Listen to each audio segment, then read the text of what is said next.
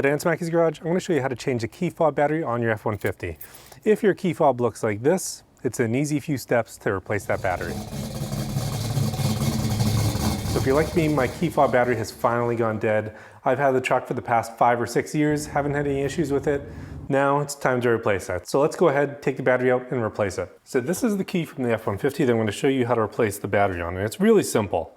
Now to do it, all you really have to do first is open this up and then gain access to this area down here.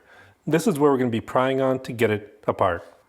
Now in here is going to be a small area that you can stick a screwdriver in, and we're going to stick the screwdriver in that. It's going to be on the back surface here. So we're going to take this small flat-bladed screwdriver, we're going to stick it in there, and then we're just going to go ahead and pry. Like that.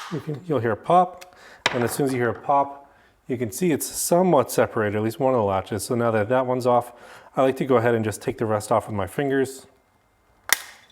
And there you go, the battery is visible. Now we're going to replace this battery with a 2032. So I have some here that I'm going to also link in the description if you want to grab them. But to take this out, you just have to pry it out with your fingernails and then replace it.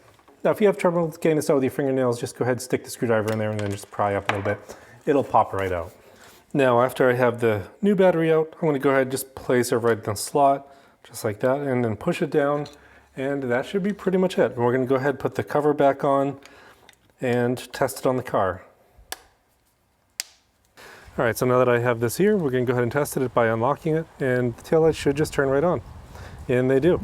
So it's as simple as that. Thanks for tuning in this week on Smackey's Garage. I'll see you next time.